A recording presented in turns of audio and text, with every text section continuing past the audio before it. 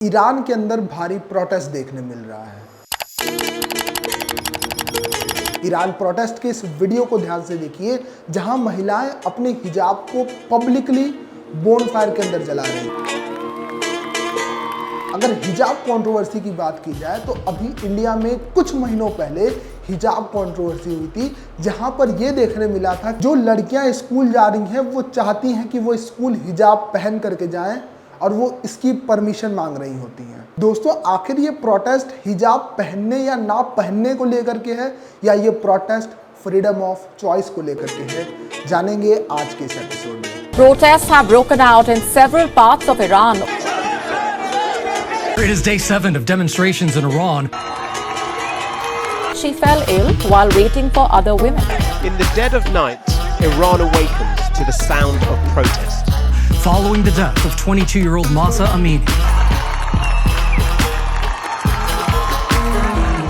Iran protest का जो सबसे पहला एपिसोड है वो शुरू होता है 13 सितंबर को, जब महसा अमीनी अपने फैमिली के साथ अपने रिलेटिव के घर जा रही होती हैं। बीच रास्ते में पुलिस उनकी कार रुकवाती है और अमीनी को वैन के अंदर डालने लगती है। जब अमीनी का भाई प्रोटेस्ट करता है तो पुलिस उनको ये बोलती है कि आपकी बहन ने ठीक ढंग से हिजाब नहीं पहन रखा, इस वजह से उनको 1 घंटे के लिए पुलिस स्टेशन जाना होगा, जहां उन्हें री एजुकेशन दी जाएगी। दोस्तों, यहाँ इंटरेस्टिंग बात यह है कि वो पुलिस कोई आम पुलिस नहीं थी, वो एक मोरालिटी पुलिस थी जो ईरान के अंदर 2005 के अंदर इस्टेब्लिश की गई थी, जिनका काम यही था, जिनका काम ये इंश्योर करना था कि वहाँ की महिलाओं ने सही ढंग के कपड़े या हिजाब सही ढंग से पहन रखा है कि नहीं पहन रखा। चलिए अपनी कहानी पर वापस आते हैं। अमीनी को वैन के अंदर डाल करके स्टेशन लाया जाता है, साथ में उनका भाई भी आता है और उनके भाई को बाहर रुकने कहा जाता है। अमीनी को पुलिस स्टेशन में ले जाया जाता है और उनके भाई बताते हैं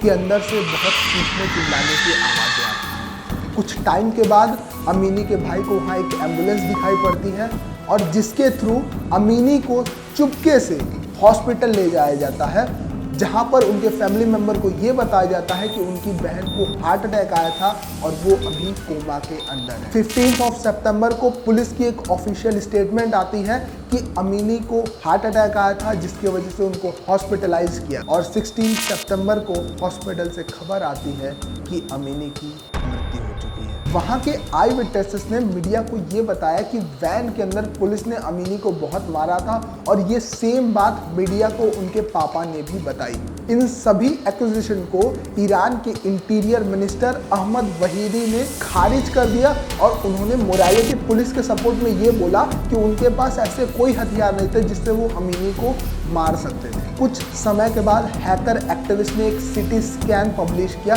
जिसमें साफ तौर पर दिखाई देता है कि अमीनी के सर पे गहरी चोट मारी गई थी। मगर गवर्नमेंट का यहाँ पे ये कहना था कि अमीनी का बचपन में कोई ऑपरेशन हुआ जिसके वजह से इस तरीके का सिटी स्कैन सामने आ रहा है। और उसके बाद एक डॉक्टर थे जिस हॉस्पिटल के अंदर अमीनी को भर्ती कराया गया था, उनका नाम था डॉक्टर हुसैन। उन्होंने बहुत सारी पिक्चर शेयर करी अमीनी की, जिसमें साफ तौर पर दिखता है कि अमीनी को हार्ट अटैक से मृत्यु नहीं हुई, उनके सर पे गहरी चोट लगी थी और उस फोटो के अंदर साफ तौर पर खून दिखाई पड़ रहा है। और देखते ही देखते ईरान के अंदर प्रोटेस्ट बहुत बड़ा हो गया। वहाँ के प्रेसिडेंट इब्राहिम रईसी ने अमीनी के फैमिली को कॉल करके बोला कि इस पूरे मामले की वो इन्वेस्टिगेशन कराएंगे। देखते ही देखते प्रोटेस्ट इतना बढ़ गया कि वहाँ की औरतों ने अपने वीडियो लाइव करने लगी, जहाँ वो अपने बाल काटते हुए दिखा रही थी, जिसको देखते हुए गवर्नमेंट ने वहाँ का इंटरनेट तक बंद कर दिया। वहाँ प्रोटेस्ट इतना बढ़ गया कि वहाँ 30 लोगों से ज़्यादा की मृत्यु हो चुकी है, बहुत सारे लोगों को अरेस्ट भी कर लिया गया है। दोस्तों, ईरान एक मुस्लिम कंट्री है जहां हिजाब न पहनने पर लोगों की मृत्यु हो जा रही है। वहीं दुबई भी तो एक मुस्लिम कंट्री है जहां आपको महिलाएं बिकनी पहनी हुई भी दिख जाएंगी। तो इसका क्या मतलब है? दुबई के जो मुसलमान है वो असली मुसलमान नहीं है?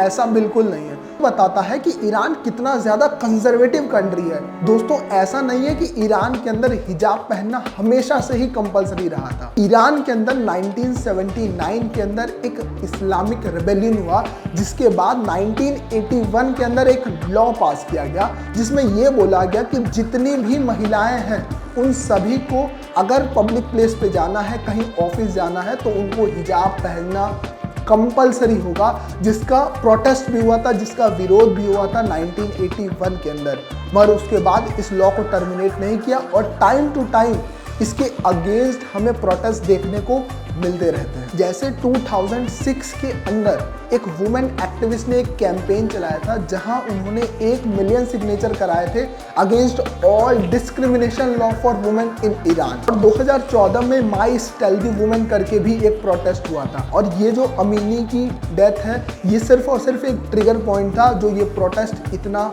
बड़ा हुआ पूरे देश। दोस्तों, यहाँ अब बात ये आती है कि एक तरफ हमारी सोसाइटी वुमेन के ऊपर इतना ज़्यादा रिस्ट्रिक्शन लगा रही है, वहीं दूसरी तरफ रणवीर सिंह जैसे लोग बिना कपड़ों के मैगजीन के कवर फोटो के लिए फोटोज क्लिक करवा रहे हैं। आज हम 21st सेंचुरी में जी रहे हैं और आज भी हम ऐसे डिस्क्रिमिनेशन देखने को मिल रहे हैं जहां हम वुमेन को एक अलग तरीके से, एक कानून के तरीके से डील कर रहे हैं और मेन के लिए ऐसा कोई कानून नहीं। दोस्तों, बात यहाँ हिजाब पहनने ना पहनने को लेकर के नहीं है, बात यहाँ फ्रीडम ऑफ चॉइस की है। दोस्तों, आपका इस पूरे मामले में क्या ओपिनियन है, प्लीज़ कमेंट करके बताइए। मिलते हैं अगले वीडियो में। बहुत बहुत धन्यवाद।